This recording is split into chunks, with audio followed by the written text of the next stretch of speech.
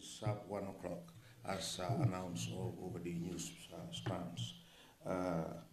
Before we proceed, may I take this opportunity to introduce members of the high table. From the very far end is seated the Deputy Commissioner General of the Gambia Revenue Authority, Mr. Esa Jallo. Next to Mr. Jallo is the Permanent Secretary at the Finance Ministry, and then you have the Honorable Minister of Defense, Honorable Njai. And then you have the Minister of Finance, Honorable Sidi Keta, and the Honorable Minister of Works, Honorable Ebrima G.Sankareh.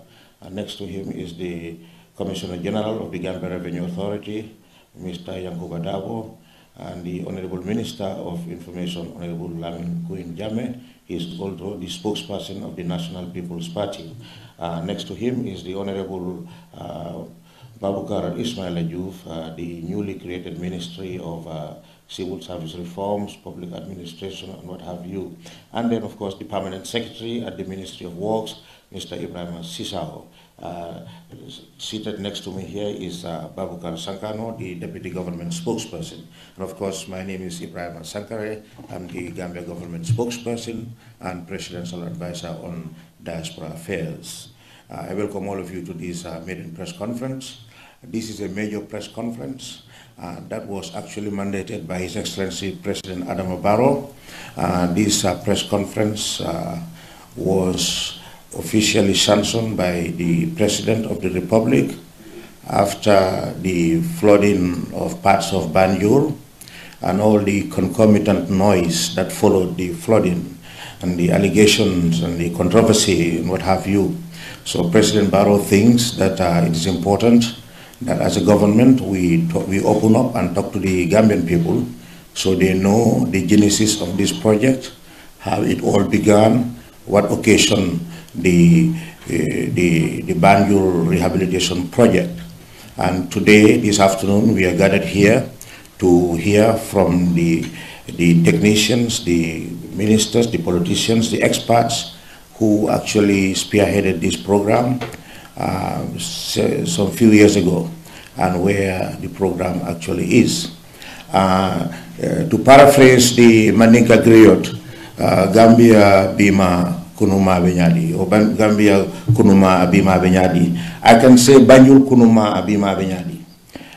Many years ago, Banjul actually was teetering on the brink of a catastrophe because the tides were actually threatening the entire life and fabric of Banjulians. Mosquitoes were so rife in Banjul. The streets were reduced to gutters and latrines and decrepit and dilapidated. The entire city was.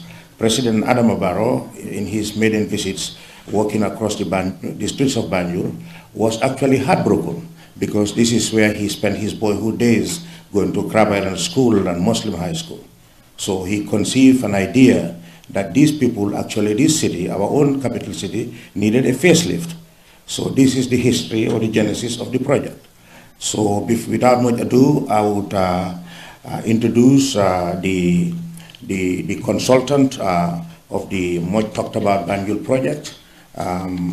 Is headed by a Gambian, a former senior Gambia government official, and the consultant actually is Studi International. It is led by Mr. Karamo Jaite. Mr. Jaite will take us through the entire corpus of arrangements and projects that took place.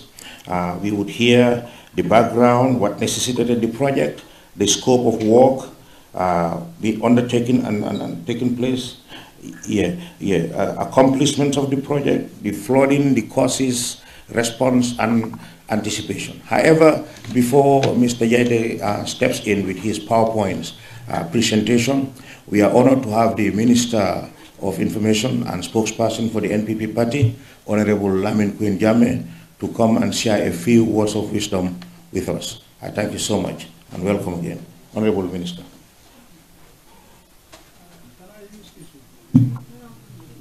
Let me come back. Yes, because I think when you use it, it's not going to be as audible as...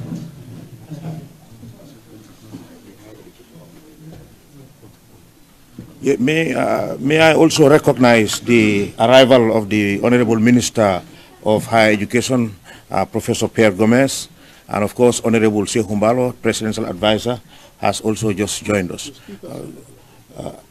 They're not?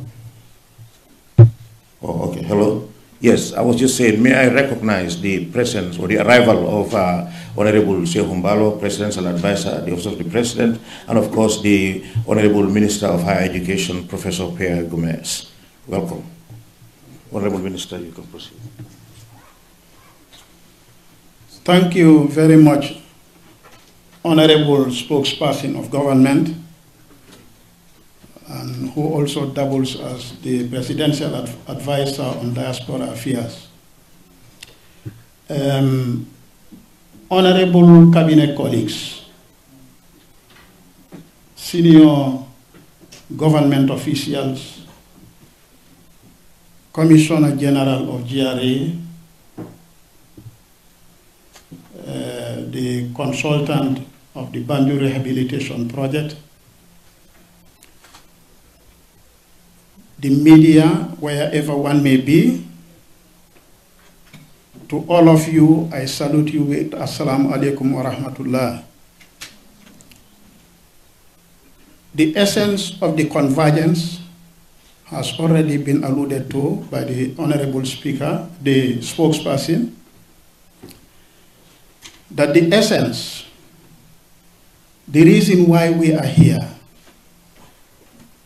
is that it had been sanctioned by His Excellency the President of the Republic in fulfillment of the commitment of democratic governance and in view of fulfilling that democratic credentials of the government. Government must be responsive to the citizenry. And since it became public concern, His Excellency sanctioned that a press conference of this nature at magnitude must be called upon to throw light on the importance of the Banjul project, to throw light on the impact the project would have and continues to have on the lives of the people, to throw light on those who are in doubt of what had happened and how it happened. This is the reason why we are here. Hoping that the objective and the goals are one, both of government and of the media, and of course the citizenry, which is no other than seeing the advancement of our society from one level to the other. Since you are responsible of disseminating information to the public, and since we are servants of the people as duty bearers, the focus should be whatever advances the development of the Gambia should be the interest of all, and should also serve as the guiding principle in whatever we do. On this note, I want to thank my cabinet colleagues and all other government officials present for the commitment they have shown of being responsive to the people's demand. And we must equally thank His Excellency the President of the Republic, President Adama Barrow, for the concern of commitment he has over public views. This is an important democratic requirement, and beyond all doubts, the convergence is a proof of the testimony of his commitment. On this note, I wish everybody a happy conference. Thank you very much, Mr. Sankareh. Thank you. Thank you, Honorable Minister. I now have the pleasure to invite Mr. Jaite of STI International, the main consultant of this project, to proceed with his PowerPoint presentation. And after the PowerPoint presentation by Mr. Jaite, the Honorable Minister of Works, Honorable Ebrima G.Sankareh, will briefly also have an overview of the entire project. And thereafter, we would invite questions from the members of the media. And the questions would be limited for the first time to one question per media house. You come before the microphones, you identify yourself, that is your name, you identify the agency that you work for, then you pose your question, and then you give chance to others. In the process, if there is a chance to follow up, you'll be given that opportunity to follow up, so that everybody would have gone home satisfied that they have also at least had a chance to ask a question. Thank you. Mr. Jaite.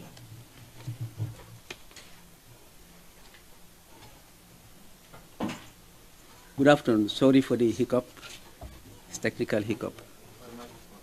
Sir?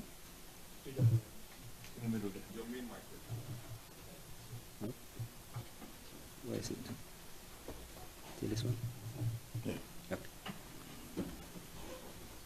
Good afternoon once again. Sorry for the technical hiccup. Let me begin by introducing myself. My name is Karamo Jaite. I'm the team leader for Student International in Gambia. I also double as the resident engineer on this project. Talking about the project, Banjul, the city of Banjul is our capital. Before this project, the conditions of the streets, the drains, and the sewage system was in a dire state. Of course, nobody should be proud of that situation. And come this project, we are seeing some changes. But before doing all that, let me just give you the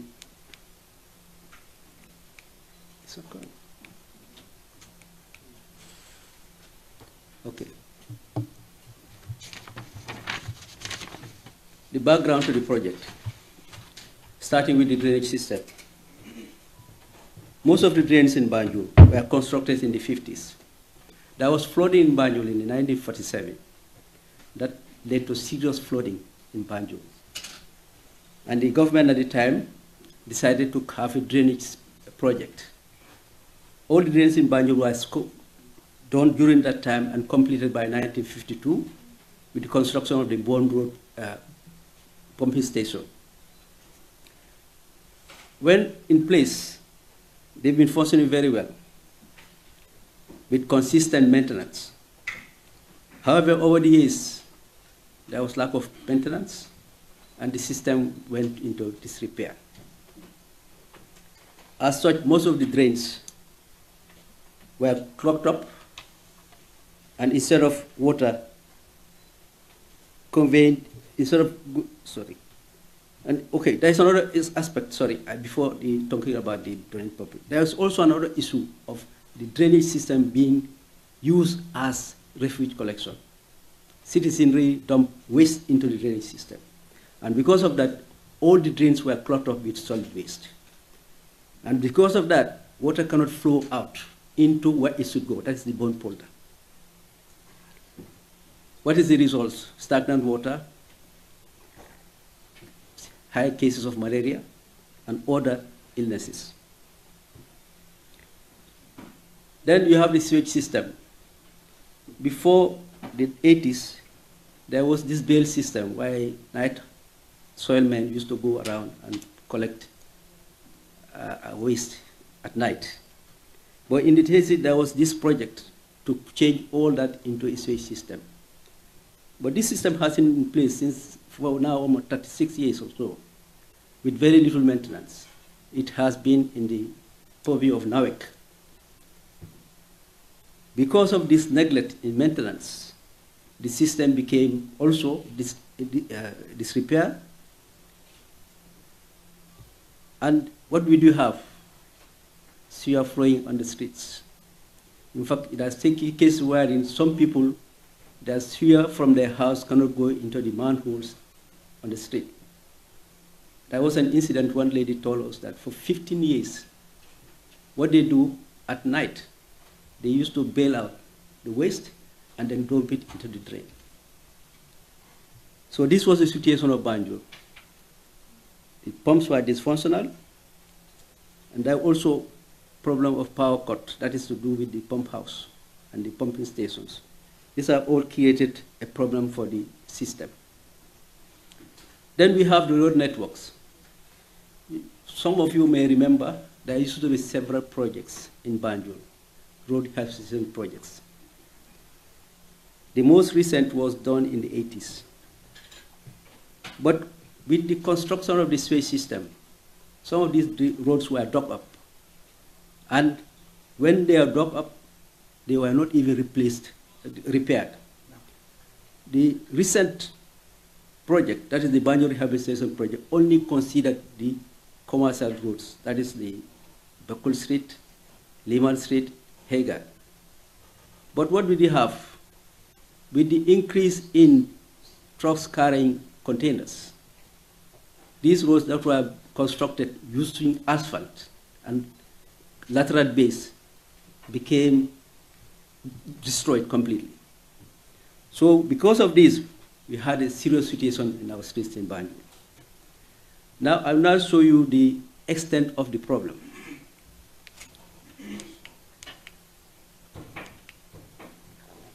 So as you can see, these are the situation with our drains at the time. They are always clogged up with solid waste. Actually, this one, the last one, is composite drain. This is what we had.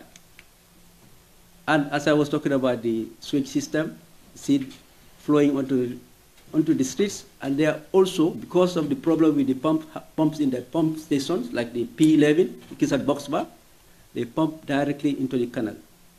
Very unhygienic.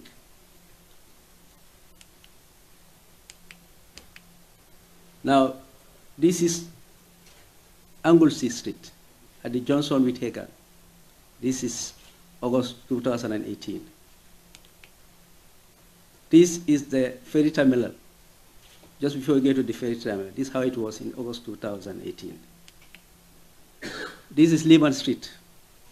This is how it was in August 2018. This one here is Cameroon, at the junction of Cameroon and Wellington. This is how it was. Okay.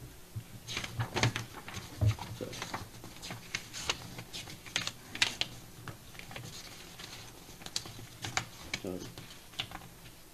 Okay. The project, the aim of the project. The objective of the project is to rehabilitate the entire network of drainage system and the sewage system.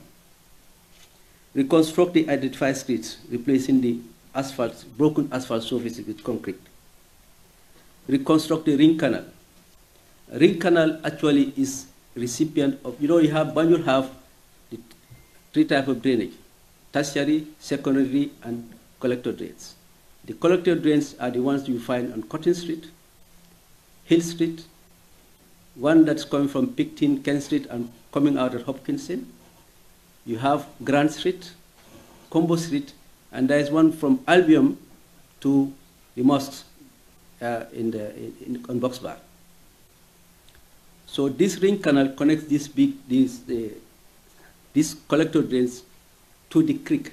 And the creek is where you have, when you are at the Bone Road, you can see there is kind of a lake leading towards Banjul. That is the creek. So all water comes there and goes to the pump house.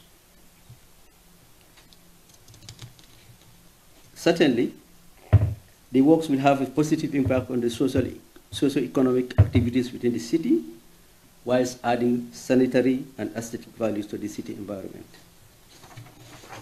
Now, going to the specific component. The drainage works, including cleaning and disinfecting the entire drainage system. This comprises the primary, secondary, and tertiary drains, and the collector drains. Cleaning and desealing of culverts, why we have them. The construction of the concrete base and machinery of all primary, secondary, tertiary drains. Covering of the drains with new concrete cover. But here we are doing a foolproof cover, wherein people can just open it and dump Because our experience is any hole that is left on the streets of Banjul, overnight you find that they dump material into it. The reconstruction of the canal, green canal along the southern periphery of the Banjul, in combination with clearance and backfilling of the area between the channel and the city. But there we have a problem. Between the channel and the city is where you find all sorts of garages. Although when we come to it, maybe there will be a solution to that problem.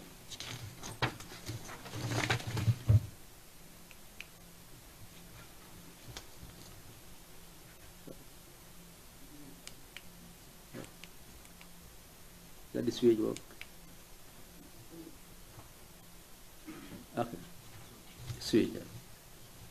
The sewage work included cleaning and deseating of all manholes. You can see them along the streets when you are moving. Unblocking all PVC underground pipes, we had several cases.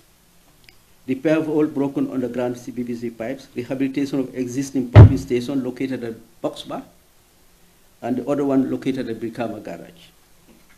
Rehabilitation of manholes and toilets within the compounds, and repair of all manhole covers. We replace all the old manhole covers with new ones.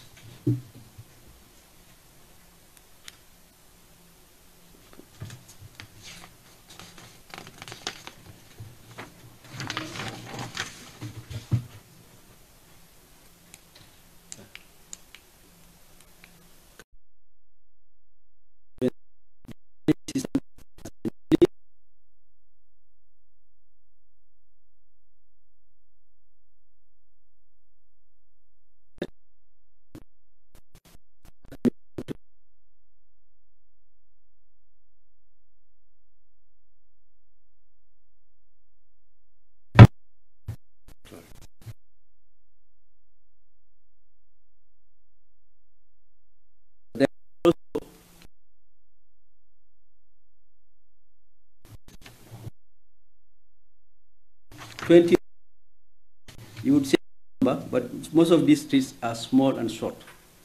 But if they are not done, it would have mean the project would have been useless because the impact would be very minimal.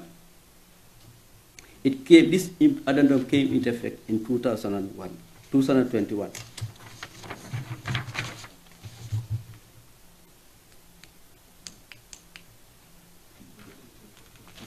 Change it, can you change it?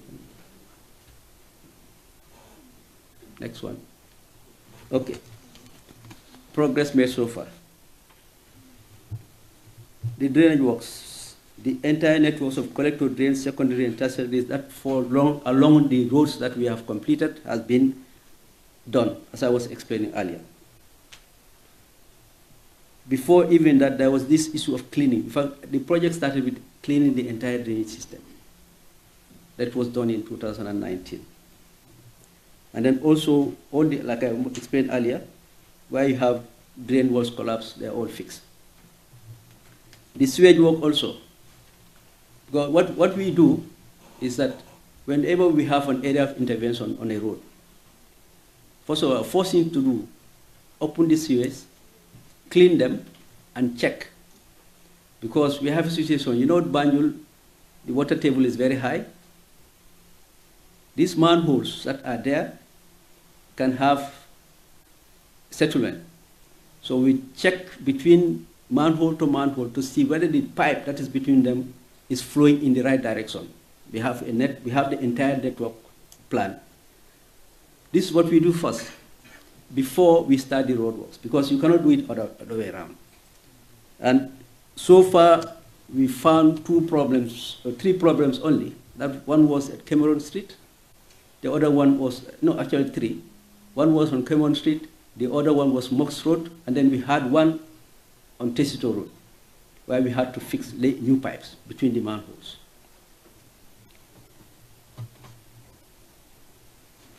Also, as I said earlier, all the linkages between the main drain or the main pipe on the road and the houses, we check them, where there is blockage, unblock them, and sometimes using flushing, because sometimes they have the manual one was useful. So we have a machine called a jetting machine with power pressure. We were able to unblock a lot of blocked pipes. Of course, like I was saying, manholes, most of the manholes covers along the road used to allow increase of sand and thereby filling the manhole, covering the linking pipes, and of course what happened, will be flooding in the houses. But then all these manholes have been covered. So it replaced with new ones. That was talking about the roadworks, the progress on roadworks in the original contract has reached 95%. And for the addendum is 85%. In fact, 33 kilometers of sidewalks have been done, along with the drains that goes along.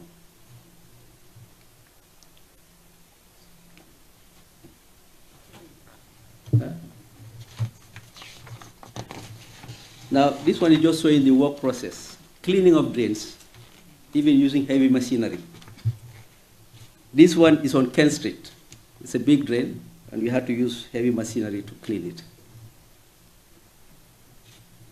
I could explain about the drainage being covered in the drains. This one is Hill Street, where you cover drain and put intermittent covers so that you can open this one and do the cleaning. In doing this, we even make sure the distance between the holes is enough for somebody to go in and clean it without having a problem. So, and of course, the manholes on the streets, sewage manholes, how we clean them, socket, sometimes, that's what you do. In fact, here is an example where the manhole cover is being changed. This was on Mox Road. For the road works, this was on Fitzgerald. You can see these are concrete slabs with reinforcement. Continuing with road works, this is what we have done. If people go around, you would have seen workers on this kind of job.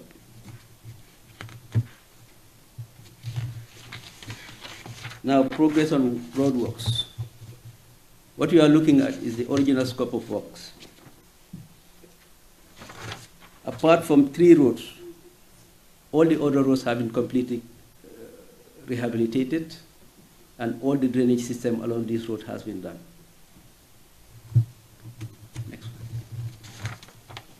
The second one, with 85% overall completion, is the addendum. For that one, apart from Mercator Square, we have not started. And Hope Street and McDonald Street, where work is going on right now, all the other roads have been completed.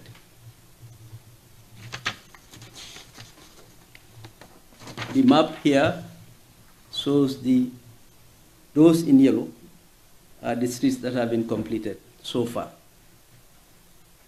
No, in red, actually. Now I'll show you pictures of projects achieved, where you have before and after to see the impact of the project. Next. Here is this place near the ferry terminal, before and after.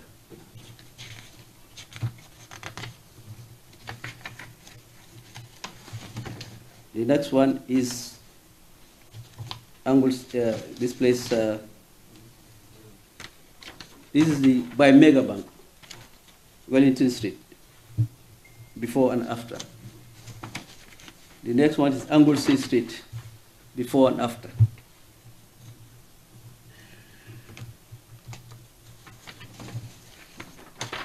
The next one is Picton, before and after.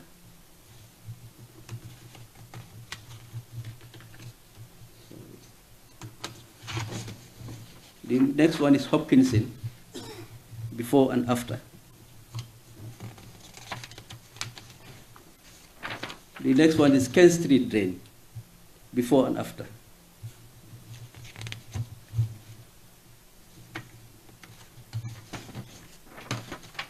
The next one is Fitzgerald Street, before and after. And this interesting one is Grand Street Drain, before and after. This one here is, the next one is Dobson by the Boys High School, before and after. Now, this one is Tobacco Road, before and after. The next one is New Street, before and after. These are recent works. And we have Pinyai, before and after.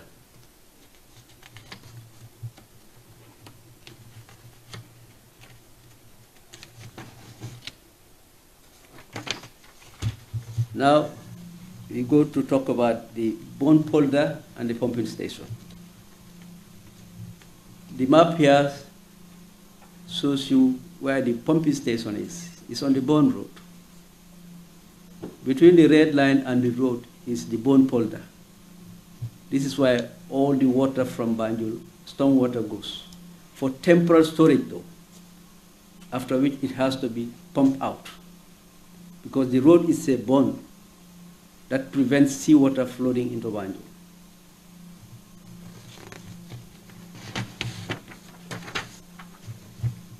The Polder is an integral part of the drainage system. The original size of the Polder is 220 hectares, which acts as a temporary storage of stormwater coming out of the city before being discharged into the sea. Over the years, the area has become a dumping ground for all sorts of things, and there has been also a littering of the edges with all sorts of vehicle garages, injecting a huge amount of pollutants into the area.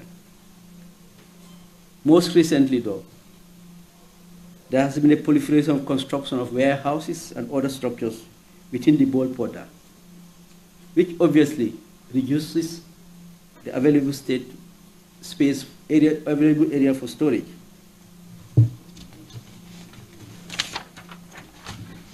It goes without saying, the reduced capacity of the Polder can lead to rise in water level in the Polder during rainy season.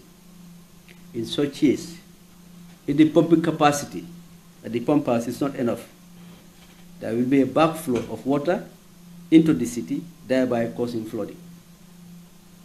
Such situation was witnessed on the 30th and 31st of July 2020, as most part of Tobacco Road and some parts of Banjul were subjected to flooding. The rise in water level in the Polder can also be partly attributed to the obstructed flow of water, because most of the drains were clean. So there was a huge amount of water flowing out into the Polder.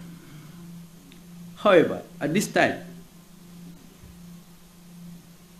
which is very unfortunate, I would say, preparations were well underway to install new pumps. The project requires installation of new pumps at the pond house. But due to the fact that we have frequent outage of power, in fact, at the time, even the power supply, the voltage, was very low. The pumps are 75 kVA. Two of them. The transformer there was only 100 kVA. Tuned function. So we decided to open a gate that will allow water to flow under gravity when there is low tide. And this was just about to be commissioned, or started when the flooding happened. Fortunately, the pumps were here, and by the 8th of August, all the pumps, the two pumps and the gates were fully operational. Can you play the thing there, the show?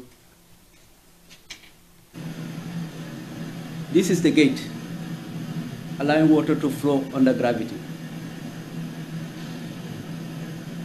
Play the other one.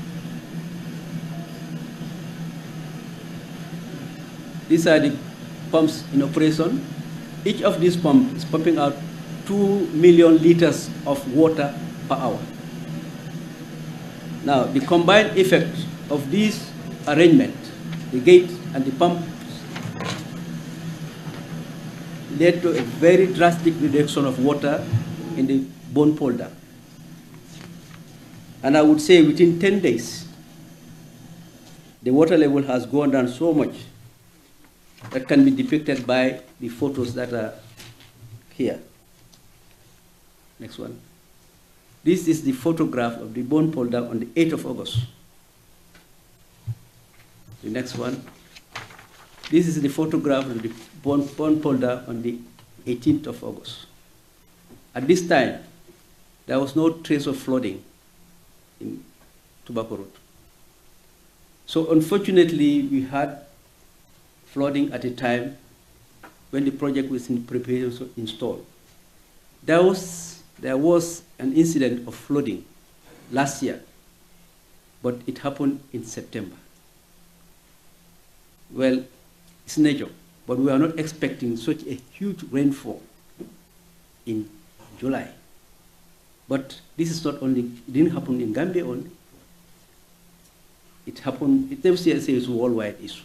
And Banjul, unfortunately, they experienced something which is not desirable, but we have similar situations in Congo as well. But notwithstanding, Banjul had a solution, and this is the solution. So right now, well, before I used to have some nightmares when it rained, but now I don't bother.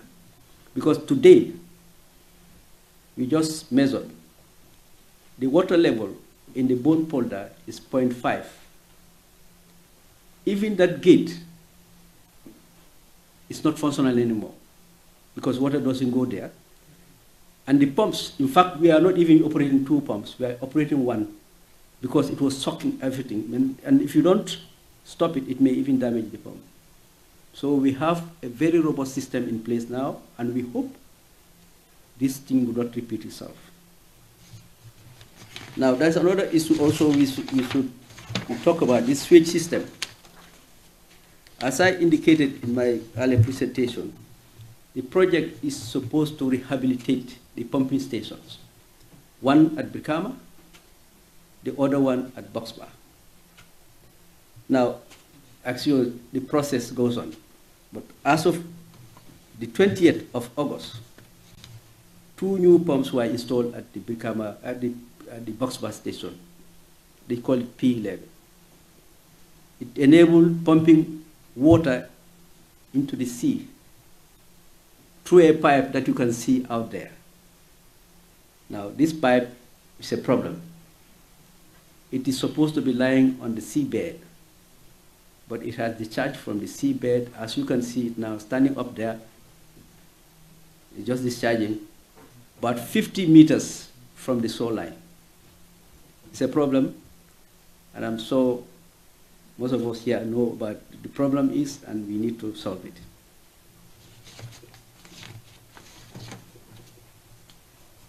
The other thing that about the sewage system is, after the installation of the pumps, we are going to rehabilitate the entire building. Already the panels have been changed, but if you go to that pump house, you will see something of the past ice age. In fact, the worst situation is at Brikama Garage. But it's much more difficult than these ones at the Boxbar stage. But progressively, that one will also be tackled. Now, talking about the outstanding works on this project. As I presented to you, 95% of the roads in the original scope has been completed. 85% of the road in the addendum has been completed. The drainage system, the tertiary, the secondary, tertiary drains have all been completed. Those run alongside the roads have been completed. The collector drains, there are 6 of them. Grand Street have been completed. We are now working on the one that's from Albion Place going to Boxbar. The outstanding ones are the collector drains along Cotton Street the collector drains on Combo Street, those ones are the ones outstanding, because the Kent Street one has been done earlier. We also have the Ring Canal. The project says excavate the Ring Canal. But excavation alone, we realize is not sufficient, because once you excavate, it was done in 2019, but there is a stubborn grass that grows along the canal and becomes an obstruction. So it is we are deciding among ourselves to line the canal. And this discussion is going on. I already engaged the ministry on this, to make a concrete lighting of the canal, to make it free of all obstructions. That will enhance the flow. But of course, we say this is something that we expect during when there is no flooding in the Polder. But we don't expect any more flooding with the installation of our pumps. So much, Mr. Jete. I've been just told that the Honorable Minister of Basic and Secondary Education, Madam Claudia Nakol, is also in our midst. Welcome, Honorable Minister. When I began talking here, I had said that the Honorable Minister of Works was going to follow up after the presentation of the consultants to the International. Because of time constraints, we have decided to proceed straight to the press conference. So I would invite gentlemen and gentlewomen of the press to come forward and ask questions one at a time, and then we will proceed. Thank you. Your name, you identify your agency or your medium.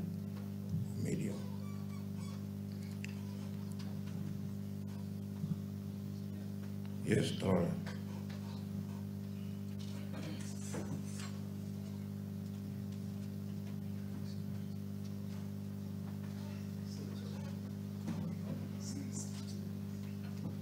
You have there's a mic there.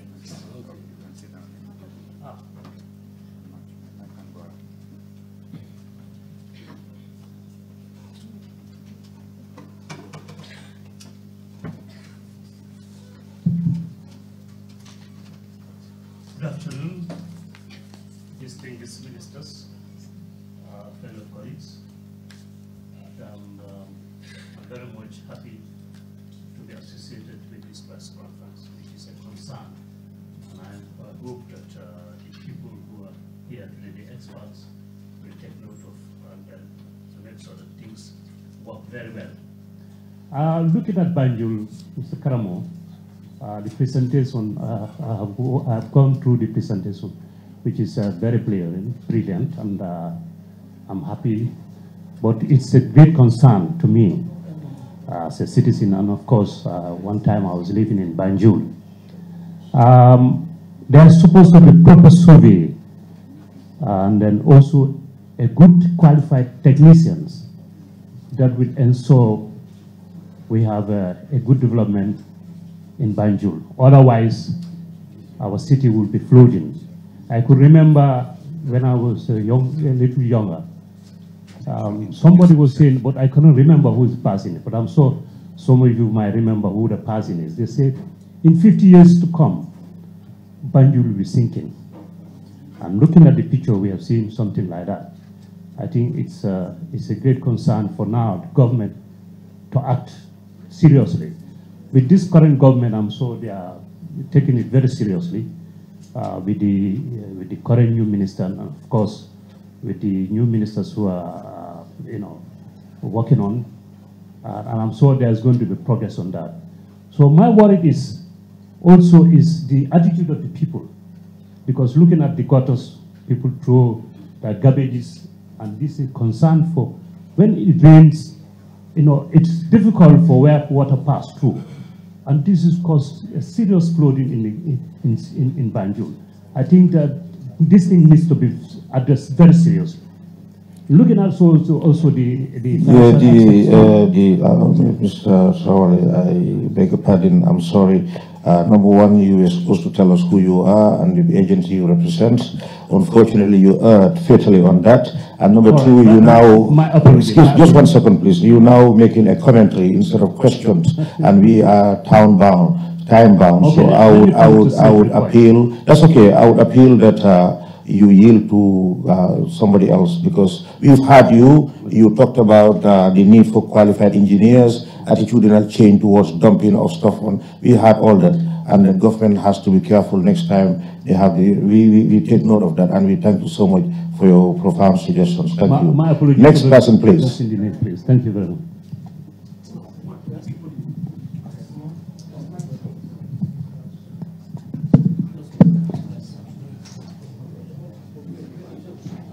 Thank you so much. My name is Amar Wali. I work for the DDC. What I want to know, the consultant is here to explain to us, but the contractor, the man who was given the work to do, that is Harim Guy, is not present here. Because we want to know why did the project fail, and now that's supposed to be part of the project was left out. Why is Harim not here, and why was Nawek left out of this project? Thank you.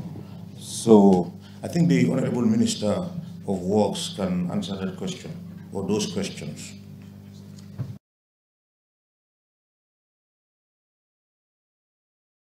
Thank you very much, Maru, for those two questions. The first question, the absence of the contractor.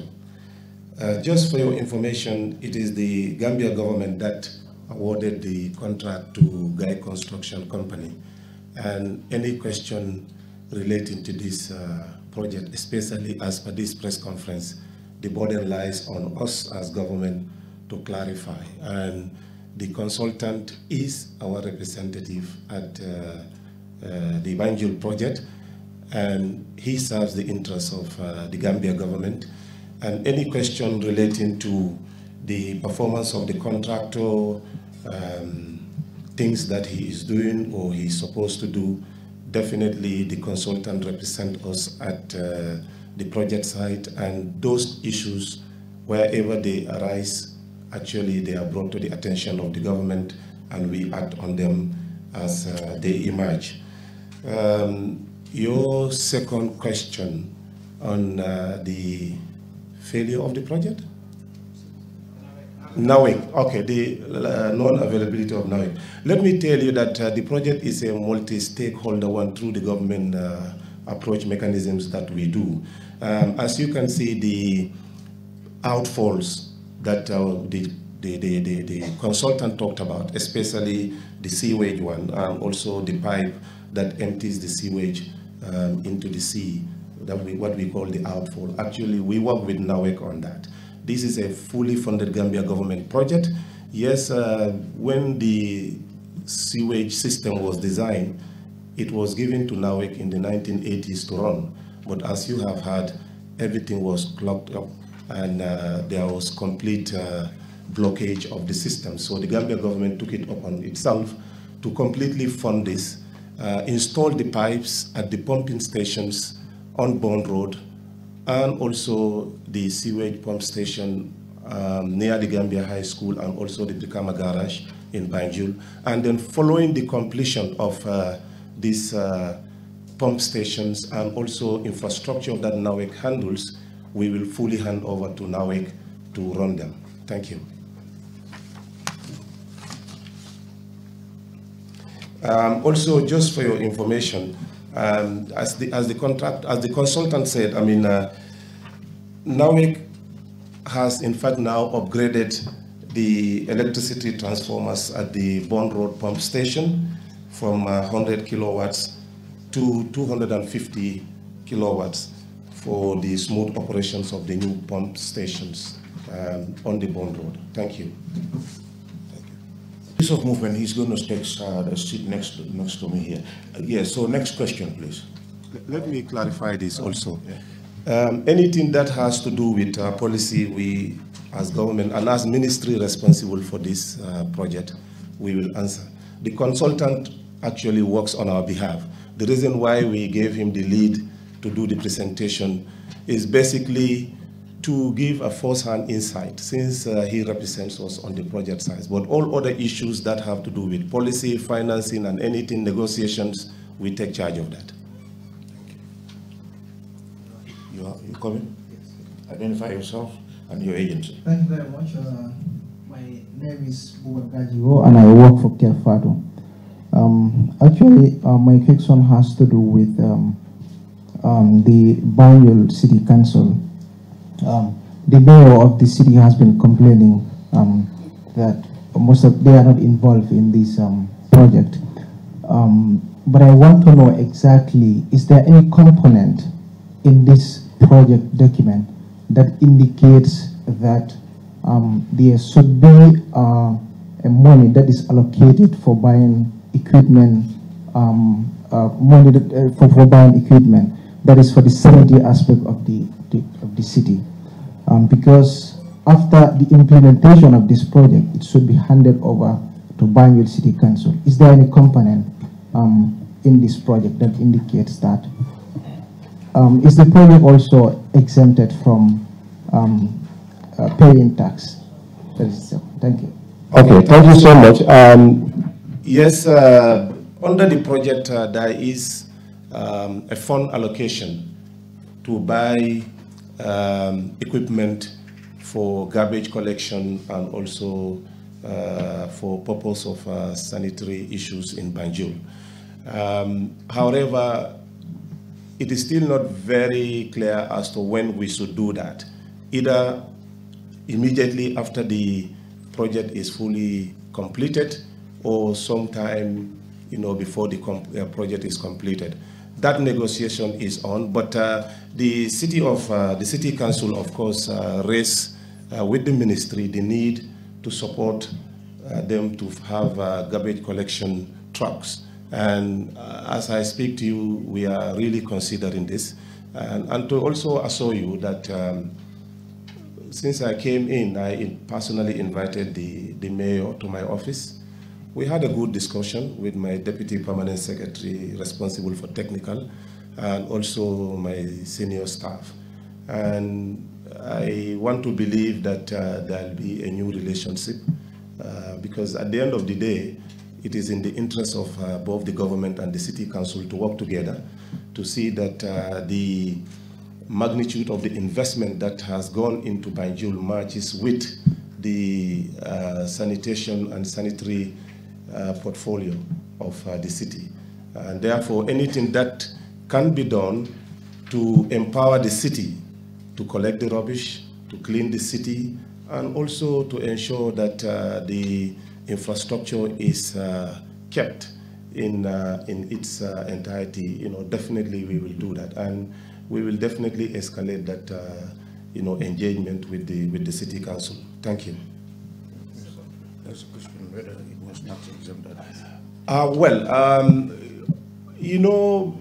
Just for your information, I mean, a number of construction projects, especially those that either government funds or the donors, we do provide certain tax exemptions. For example, if we consider that bringing in gravel or basalt, over from the neighboring countries into the Gambia is going to cost us more by adding taxes on it to do the construction works. The ministry and my ministry and the Ministry of Finance do engage, and sometimes we provide tax exemptions. There are also duty waivers that we also give for specific things that are related to the construction works, so that at least we reduce the cost burden of the construction on the government.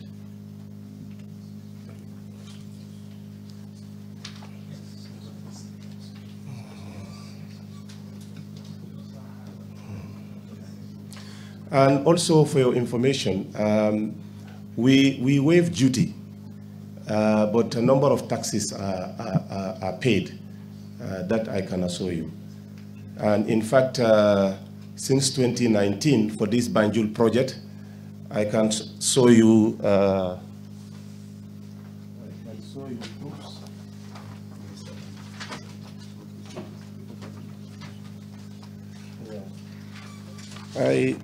There are proofs here from the Gambia Revenue Authority that clearly shows that from 2019, when Gambia government gave this contract to Guy, they have been fully paying their taxes. From 2019, these are, as you can see, these are the tax clearance certificates given to the contractor by the Gambia Revenue Authority.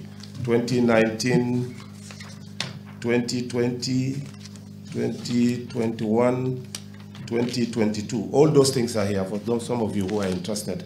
So the taxes are paid and tax certificate clearances are issued by the Gambia Revenue Authority. Yes, we do provide duty waivers to the contractor, and this is not the only contractor that benefits from that. Most of the contractors that are doing road works for the Gambia government, and if they want to bring in specific things into the country that are directly related to the work, and it may impact on the cost structure, we do discuss with the with the Ministry of Finance, and then we give those duty waivers. Thank you. Thank you, Honorable Minister. And on that note, I invite the Commissioner General of the Gambia Revenue Authority, Mr. Yankuba Dabo, to further clarify the tax questions that are being raised. Thank you, Commissioner. Thank you very much, the chairperson of this meeting or press conference. I wouldn't want to waste the time of this gathering, but as the head of GRA, our role is to advise the government on tax matters. But we are on the side of the operations, and any project for that matter that comes into this country, when we are contacted, we always give the government the right advice. One thing I want to make clear to everyone is that anybody, be it a project, individual, if you have an economic activity that you're doing in this country and you are getting money, at the end of the day, you are supposed to pay taxes. And as far as we are concerned, this particular company we are talking, that is the Hardim G's company, is paying his quarterly corporate tax. Every quarter he pays in, he filed in, and at the end of the year, he always submitted an audited account. And the records are here to speak for themselves. So this is what we have to say.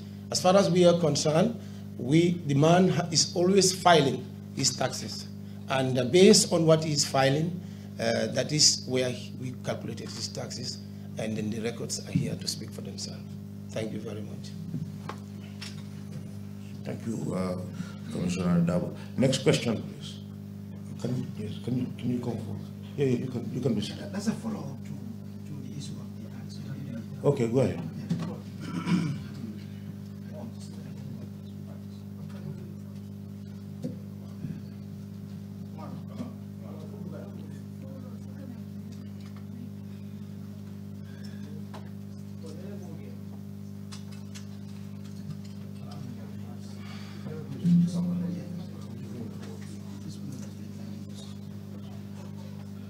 Your name and your agency.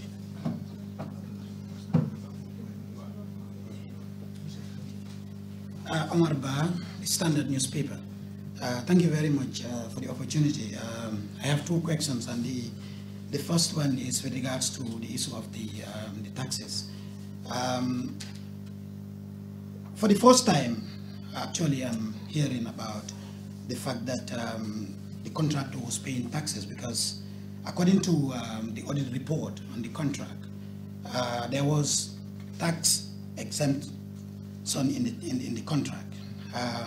According to the supplement to the contract, because there was a supplement after the contract, addendum, the same acts, of course, supplement to the contract. According to the report, to the audit report, when the government seek legal opinion from the Ministry of Justice, legal advice on the issue of the tax waiver, the ministry advised the government to engage the Ministry of Finance and the Gambia Revenue Authority for advice on the issue of the tax waiver on the contract. And the Ministry of Finance wrote to the Gambia Revenue Authority asking them for advice on the issue. And according to the letter from the Gambia Revenue Authority, the GRA Commissioner General stated that an avenue for granting income tax exemption is through the approval of a special investment certificate under the Gambia Investment and Export Promotion. Furthermore, GRA in the same letter quoted above stated that considering the fact that the tax exemption article in the contract is at variance with both the IVAT Act 2020 and the GAIPA Act, they cannot allow such exemptions in the contract. So the GRA Commissioner General is talking about the issue of corporate tax. Corporate tax is different from taxes that relate to the contract itself. So we want to know when those that change, when was the tax waiver removed from the contract? Because he's talking about them been paying taxes on the contract since 2019. So we want to know when was it removed from the contract. And the other thing is the auditors have raised issues with regards to the issue of commencement of the contract. According to the auditors, the contract commenced well before the contract, work commenced on the contract well before it was signed. So I want the Honorable Minister to explain to us whether that is due process as far as awarding contracts are concerned. Thank you. Thank you so much. Thank you so much, Omar. Who is coming first? The Minister?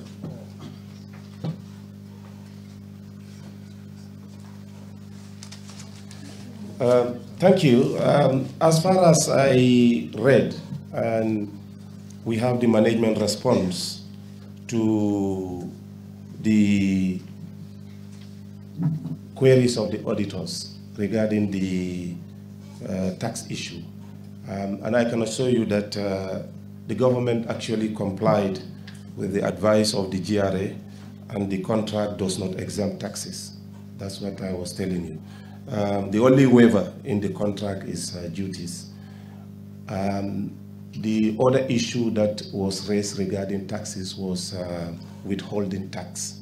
And if you understand contract natures regarding withholding tax, what it means is that if I'm to pay you $100, then I am obliged to withhold 10% of that $100, so that in case if you don't pay your taxes in full, that 10% of your $100 will be used by the government to pay, and then you will not get that 10% that government is holding as withholding tax. Now, following the audit query that we were not deducting withholding tax, government has since been complying, and even the latest IPCs, this is independent interim payment certificates that we have been sending to the Ministry of Finance. We are complying fully with that 10% withholding tax, and then we are deducting accordingly. Yeah. Yes, the issue of the start of the contract, we have taken note of that. But remember that when this contract was first discussed and negotiated, Cabinet had already given approval for the contract to go ahead. Now, what happened was that what the contractor was doing was to clean the drains, the drainage system of Banjul at his own risk, because by that time, yes, there was no contract, but yes, he went ahead so that, since Cabinet had already discussed and approved, he went ahead and then he started first with the cleaning of the drains, and then that went on. And in fact, before any payment could be made, we have to remember, contract was signed and it took more than 1 year before any payment could be done. Thank you. Thank you, Honorable Minister. There will be no need for the Commissioner General of Customs to step in, because it will just be a repetition of what the minister said. So any other questions, please? Sorry, excuse me.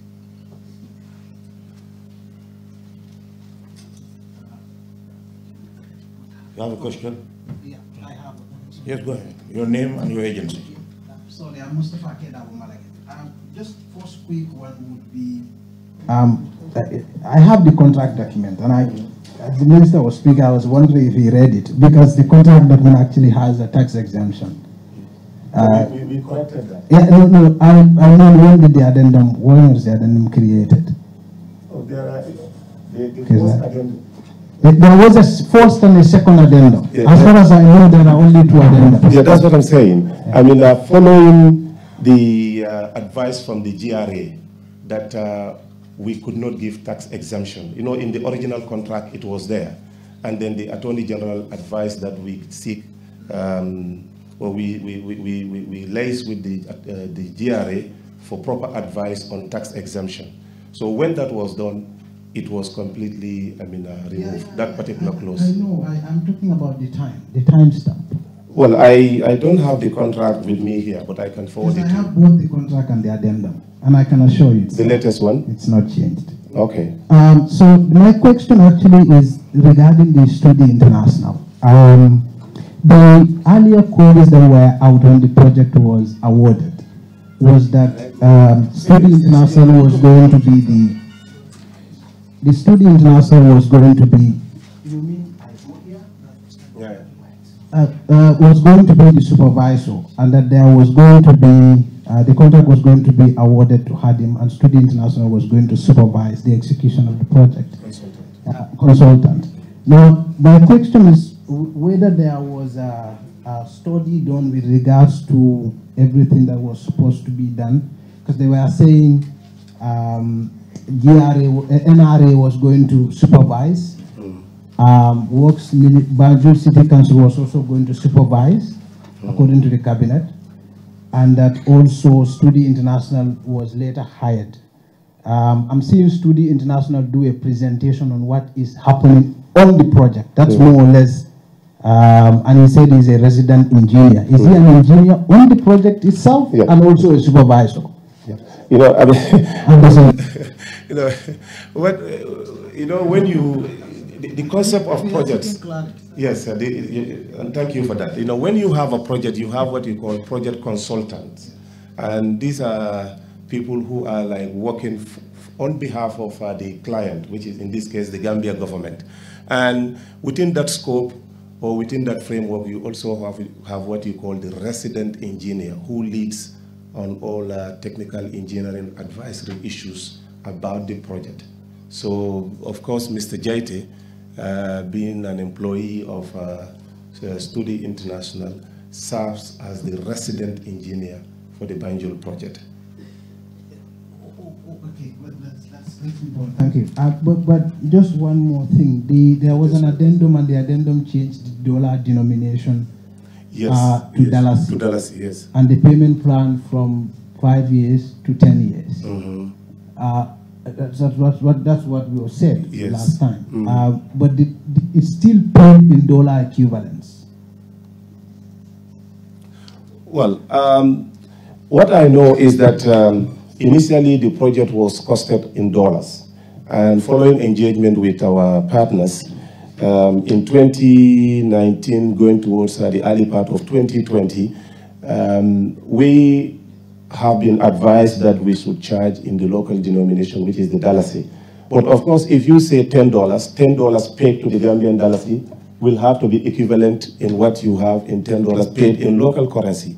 So if that is the question, yes. I mean, if you say $100 is equivalent to the Dalasi equation. Yes. And just finally for the young man at the Study International, because this is the only opportunity we have. Sure. To get people to Sure. There was supposed to be, according to the contract, from what I read, a diversion from the sewage, a pipe from the sewage at the box bar. Sea outfall. Yes, running to the bone polder. The bone polder, yes. And from the interactions I have had and the little reading I have done, the pipe to the sea, it's about 1,700 meters. Meters, yeah. And the roads are built now already. On them.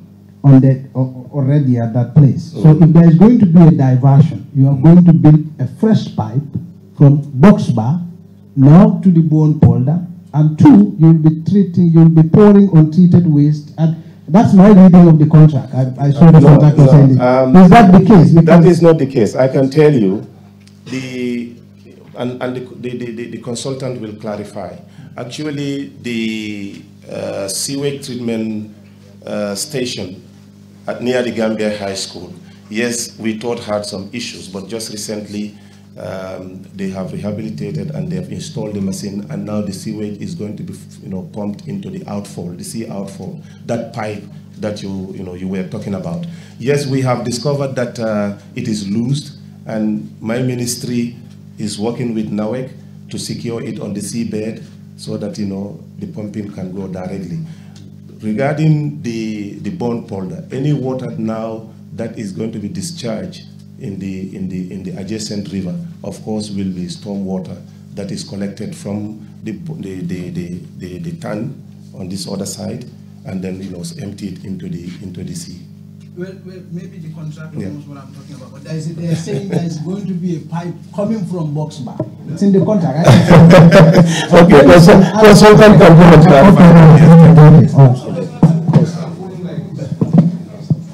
Thank you very much for your question.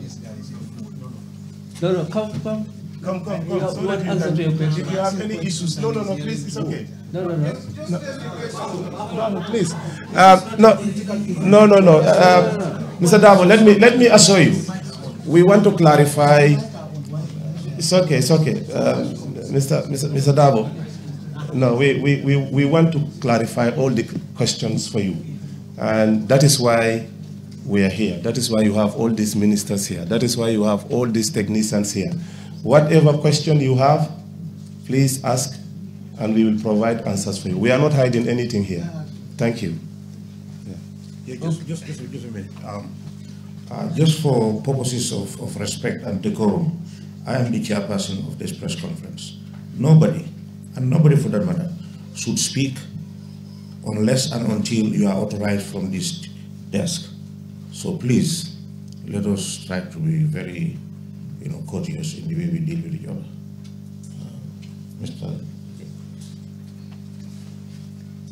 Mr. Dabo, thank you very much for your question or seeking clarification. It appears you read the document. Yes. But if you watch my presentation, that was a problem. That sewage is being pumped into the canal, directly into the canal. That pipe you talked about in the contract is to capture that sewage and lead it to the pump house directly along the canal, not through the roads. You know why Boxbar is? Yes, I am. You know the canal that goes there? Yes, it's not through the road. The other one that you will talk about, at the end of Grand Street, there's a canal at the Grand Street that discharged into the Bone Polder. Because of the problem with the sewage system, it was a thought that to allow the water coming out to be pumped through the pipe, through the pump house, then it can be discharged. It should not be through the roads. Okay? The minister was talking to you about the outfall to the sea. That's a different pipe. That's a different pipe. Yes. So, but there was a pipe that was supposed to leave Boxbar. There is a proposal. This is what you read. Yes, a proposal. Yes. You read That's a proposal. Yes. And what you read is what you call these people there, requirement. The requirement of the client. At any point in time, that requirement can be adjusted. So it's adjusted now. It can be adjusted. And we are thinking there is no need. If at all you are going to pump directly into the sea, why put a pipe through there? You saw 2 new pumps being installed, and it's going to be pumped through the pipe into the sea. That was the original arrangement. You are going to change some valves inside 15, 20 valves. I'm told there is no valve. Who said there is no valve? The sewage system.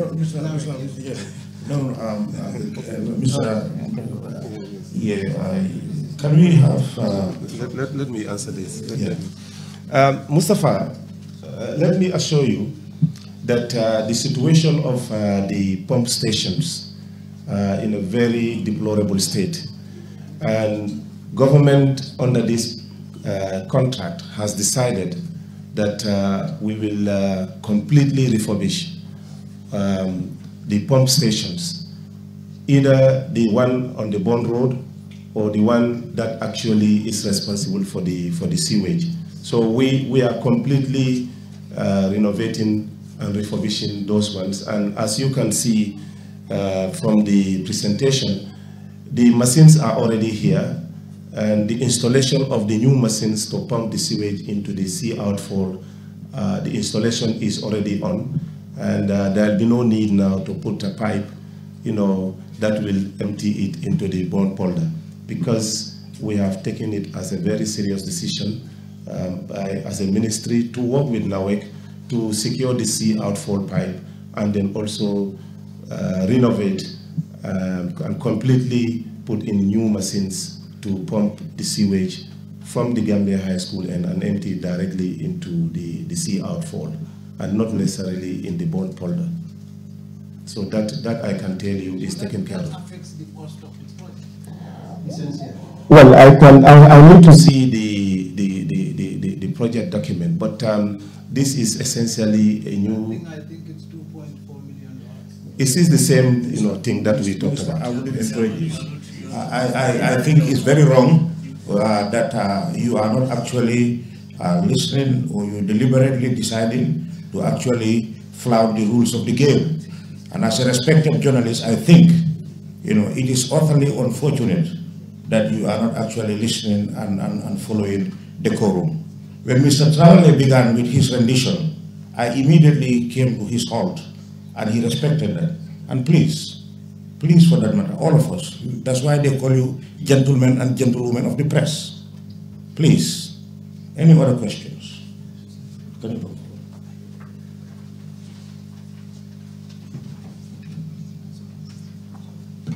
Well, good afternoon. My name is Dauda Balde. I work for the Fati Network. I have a question to whoever is representing the contractor and the consultant here in this gathering. I was in Banjul before the event, in the midst of the flooding, and also after the flooding. But looking at how the contract has been done in the city, there are many people are applauding the contractor for constructing those waterways. But if you talk to many elders in the capital city who has been there since the time of colonial time, they are pointing an accusing finger to the contractor that he has not been listening to some of their advices. What they will tell you is that the contractor believes he knows everything, but we also know elders who are in there. They know some of these areas. They said the contractor was not listening, and he blocked certain areas that led to the recent flooding because water wasn't flowing, moving free into those areas. So can you explain on that? Okay, my question is, what is the relationship between those elders in the community and the contractors who are in this place? Thank you.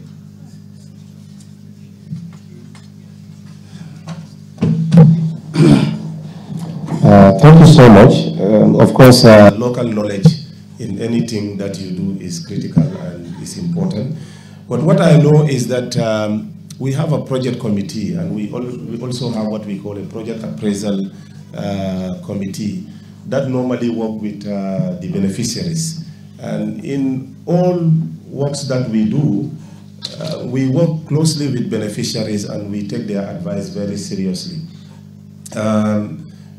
As the question, regarding the question on what relationship exists between the beneficiaries and the contractor, well, I can tell you that I normally do unannounced spot visits to a lot of project sites, and on 2 or 3 occasions when I went to Banjul unannounced, I have witnessed, and I saw with my own naked eye, people who are appreciative of these project works, bringing food to the workers on site, sharing food with them, water, and to me, that is the height of appreciation of the work that is currently going on. Now, the issue of the floods and the complaints, of course, we are not also happy with what happened, during those 10 days of heavy rains and the, effect that it had on the people of Banjul, especially along Tobacco Road and its adjacent areas. However, that should not be entirely blamed on the contractor. You've heard what the consultant said. They were already installing the new pump machines at the pump station at Bond Road when these heavy rains actually happened. And as a result, the pumping capacity was so limited that it could not deal with the magnitude of water that actually we had in the city. But following the operationalization of the two pump machines, which actually were pumping nearly 2 million liters of water per hour out of the city, we have seen within 8-10 days, all the water was cleared. So any complaint about the project, that actually what we are doing to, this project has come to actually, deal with that problem. Problems of flooding, problems of, the drainage systems and all those things. So this project has come to address that. And remember also the project is not yet completed. So you may have some hitches here and there, but that does not mean that there is no work in progress. Thank you. Good afternoon, everyone. My name is Milan Bertmans. I work for RFI, correspondent in Uganda for Radio France International. The question I would like to ask is about the overall budget. It seems like at first the contract was $38 million, and on the paper you just gave us, it seems it's around $26 million. I would like to have an overview of what are the overall costs it will be at the end of the project. Will it be 38? Maybe it can exceed, because in the presentation of Mr. Jaite, we thought about the addendum, also some new costs that might happen. So I would like to have the overall view of this budget, how much is going to be, and what about the gap between the $38 million and the 26 we are presented here. Thank you. No, I can answer the question. Actually, maybe you misread it. And what you have is a summary of the work completed and the payments thus far. Okay. But it's not it's not the total amount of money, for the project. So the number of roads completed, that 20 is itemized. It was 12 pages. But the presentation stated it as it was already, most of the things are already been done. So what explained that 11 or 12 million dollars that are still there? You have the total amount? No. Yes, as the chairman, the spokesperson said, what you read here is what we call the interim payment certificates. These are payments raised following completion of work as per the timeline. And when they are raised, when those works are done, payment is raised and government pays those ones. So as of now, what you raised is just the payment done, so far. However, because the work is still going on, the pending payments as per the contract sum, if there is any variance, of course, it is because they have not submitted the request, and the interim payment certificates, IPCs, have not been issued to that effect.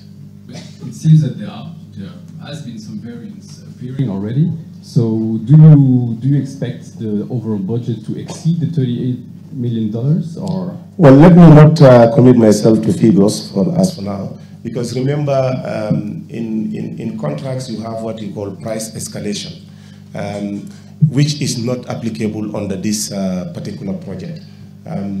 What I mean by price escalation is, for example, if you signed a contract, say 2 years ago, and then you agreed that you will finish your work within a specific period, but in between, if prices keep increasing to the effect that it is affecting the equipment and the materials that are needed, to do the work, sometimes you sit and discuss. But in this particular project, there is no clause for price escalation.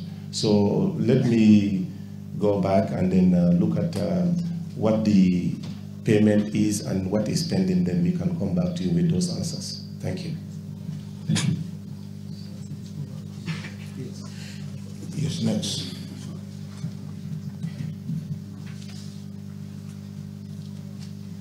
Good afternoon. This is Mo Lamin Choi. I work for QTV. We've seen in the presentation the progress that has been made so far.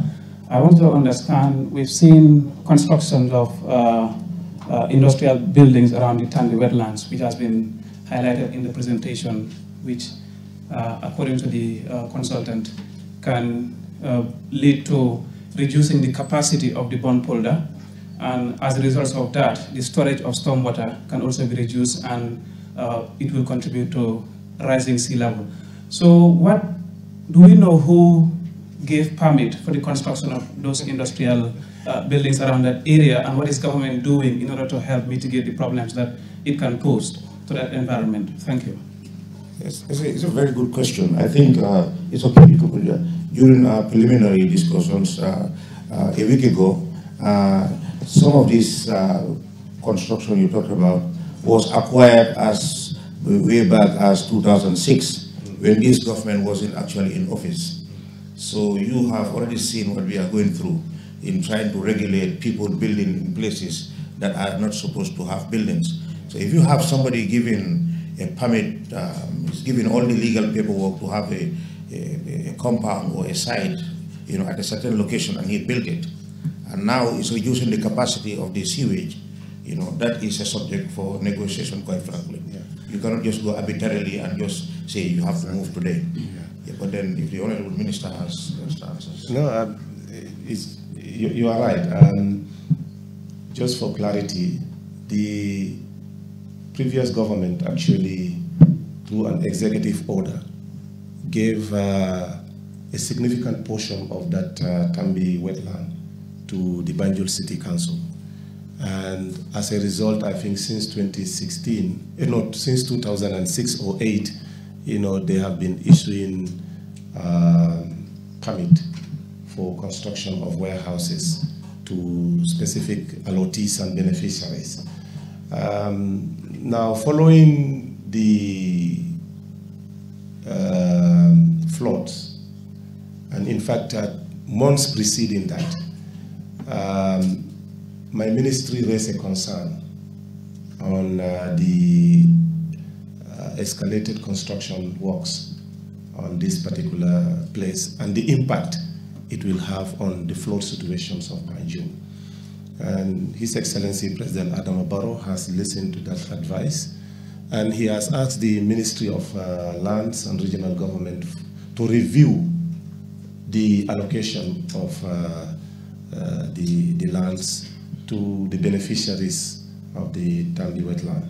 And we hope that that will be escalated to the highest level necessary so that we can save that place from being allocated to developers, because it will definitely have a big impact on the flood situation of Banjul. But I can tell you that it is something that government is really concerned about, and we are doing something about it. Thank you. We've seen recent demolitions happening around due to the fact that buildings were not constructed legally where they should be. After the review process, if there is possible encroachment on the Tambi wetland, what would government do? Would there be any demolition as let me not contemplate. Let us reach that point, and then we'll know how to cross that. Thank you. Yeah, two more questions. Unless if there is not a new question, I'll allow Omar. Does GRTS is coming? Yes. Okay. Yes. Thank you. Good afternoon. I'm Ebrima G.Sankareh from GRTS. I want to ask, in your demonstration or your presentation, you saw footage of people illegally or indiscriminately dumping into the drainage systems causing the blockade of waterways. I want to know whether there is any active anti-littering law in Banjul as of now, and if yes, how often has it been enforced? And the other thing is that has the contractor provided any time frame or time line as to how long does this Banjul project, the concrete, will last? Because I'm saying this to ensure that there is value for money, because often of the time we've seen road constructed and just a few years later we see them starting to having problems. So we want to know whether there's any timeline given or any period given specifically as to how long this concrete pavement would last, so that there is value for money. Lifespan? Yes. Thank you. Well, I don't know the lifespan. I think, but for any major road work, you settle for nothing less than 10, 15, 20 years to have value for money. And we know that concrete actually lasts much longer than all other road construction technologies. However, for the life of the project to finish, I think we are targeting July of 2023, and then project will have that default period to see how the project actually, the drains and the infrastructure deals with the stress after all works have been completed. Then it will be finally handed over to the government of the Gambia to ensure that we take charge of the infrastructure. Thank you. Okay.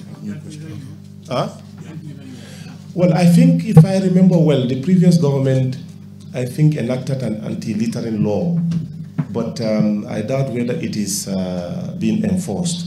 However, it is always very challenging to enforce some of these things. I think what is important is to continue to do sensitization for attitudinal change, because what is important here is for people to see the need to ensure that the environment is clean, that the infrastructure that is provided for the people of the city, the capital city, is actually theirs. And then if we all work together, the city council, the government, and the people, the beneficiaries, to keep the city clean, it will last longer, and then we'll all free ourselves from extra burden of having to spend more money to deal with some of those problems related to littering. Thank you.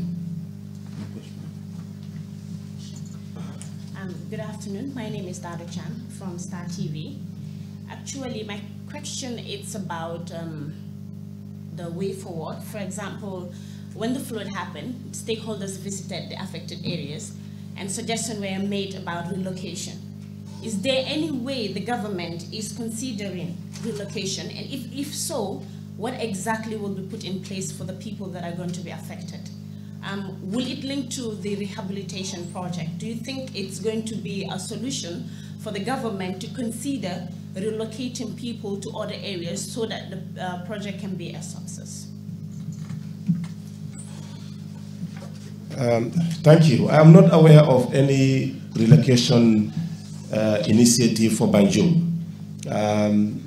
Yes, we went on a fact-finding visit to a number of flood-affected communities in the Kanefi municipality and West Coast, and it has been discovered that a number of affected, vulnerable communities along the canal, stretching from I think Tabokoto, Abuko, all the way to Kotu stream, you have a lot of people that are also sitting on the waterways. And we have the canal expansion project.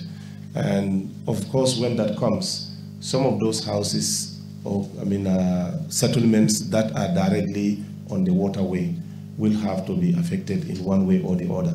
But as always, government will have to come up with a solution for some of those affected families and communities. Thank you. My name is Suleiman Dabo.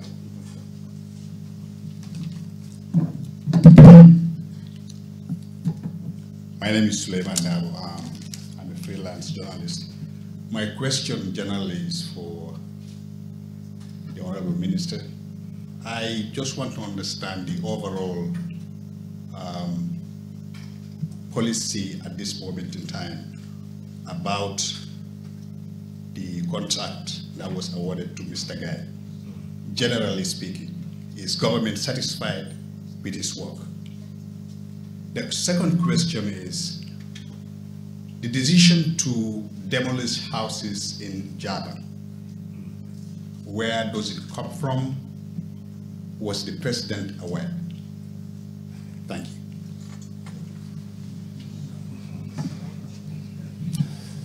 Thank you, Suleiman. Of course, any contract that government signs with any contractor, we put in place strong, effective, and resilient monitoring mechanisms to ensure that the objectives of the contracts are met. And that is why we have our consultants. But we don't only stop there. We also have the National Road Authority as the technical arm of the Ministry of Transport, Works and Infrastructure, and also our engineers who work with the contractor to ensure that the specifications are met. So therefore, if there is any need for adjustment or to do course correction, of course, they are pointed out. And as you may know, or just for your information, we now have what we call weekly briefing on all projects. And we look at the challenges, the progress, and the difficulties that emerge from the field, and we make sure that they are corrected within that same week. So if there is any issue of happiness or the lack of it, it is always resolved at the level of the ministry before it is escalated at anywhere. And I sit on that. In addition to what we call the monthly meetings that we have, plus the quarterly meetings. Every 3 months we bring in all the contractors that we've signed contract with, and we insist that they meet specifications that are provided in the contract, to the point that in some cases, if we are not happy with any work, they go back and redo them at their own cost. So for this particular project, of course, we are happy with what is going on, and if there are issues that we are not happy with, we point out and then we insist that there is course correction immediately. Regarding the demolition, this is not my ministry that is responsible, so I cannot answer that one. I don't know whether the president was briefed on it or not. Are you aware of the fact that that decision was given by the vice president? No, that's what I'm saying. It is not something done by my ministry, so I wouldn't know. Yeah, thank you. Spokesperson. Yeah. Can I ask you a question? Yes, Omar. Just if there is no other question, I would. There's a follow-up question, so Omar, you can comment. So another question has to do with the demolition. So will the government compensate these people, and how soon? And as we speak, there are people who are still displaced in Banjul. Yes. They are settled in schools. So when are you going to provide shelter for them? Because students are going to school in a month time or so. And the other one goes to Mr. Sankareh. You express your disquiet with Mustafa, but I think we are equally disappointed in you for allowing an NPP supporter to this press conference, disrupting our press conference. I think such events are not for people like him. It's for journalists and authorities. So next time, please, in such a major press conference, we don't want to see people like him here. Honorable Minister, I'm going to respond to Omar, and squarely for that matter. Mr. Bahum, I didn't even realize he was in this hall. Number two, he has a press card. He's a journalist. He's a bona fide journalist just like you are. He has a right to enter any press conference, ask or answer questions as he wishes. However, the right he doesn't have is the right to come here and rudely interrupt meetings when they are ongoing. So if you are disappointed in me, I'm equally disappointed in you, because your lack of respect is the reason why you're addressing the chair like that. So no, hold on.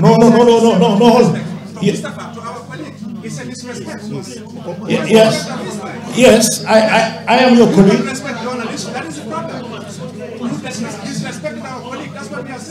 No, Mustafa is a gentleman of the press. I address these issues consistent with decorum expected of journalists. I never insulted Mustafa. When Bahum interrupted him and I knew about it, I sat here and I said it is wrong for anybody to interrupt a meeting without going through the chair. I was addressing Bahu.